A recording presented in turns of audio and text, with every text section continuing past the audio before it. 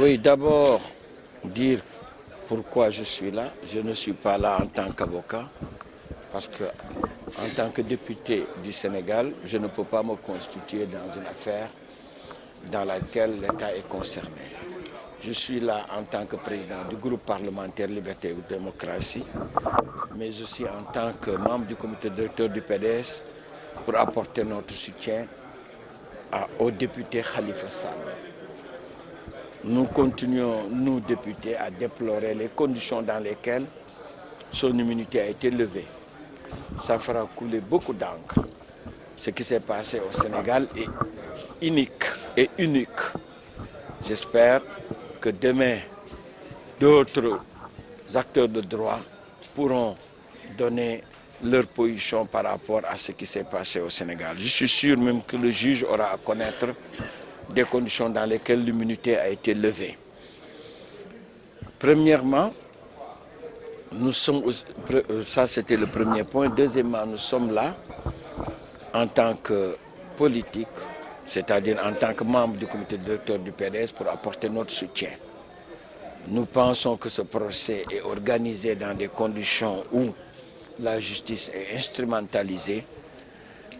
Et pour cela, nous, les libéraux que nous sommes, nous nous élevons contre toute forme d'instrumentalisation de la justice. Nous voulons certes une justice forte, capable de faire face à toutes les violations de la règle de droit, mais une justice qui ne répond pas d'autres impératifs. C'est pourquoi nous sommes là. Le procès est dans sa première phase. La première phase, c'est la période des exceptions. Il y a eu d'abord la constitution de partie civile de la mairie de Dakar et le procureur, sur la base de réquisition, suivi par la partie civile. Donc le procureur a eu à demander le rejet de cette constitution de partie civile. Cela a donc engrangé immédiatement des réponses, des répliques de la part d'abord des avocats des prévenus, mais aussi des avocats de la partie civile. Les choses vont continuer ainsi. On sera pendant peut-être quelques jours ou pendant quelques heures dans le domaine des exceptions, parce que beaucoup d'exceptions seront soulevées par les avocats, parce qu'ils considèrent que le procès est jalonné d'irrégularités et de violations de la règle de droit.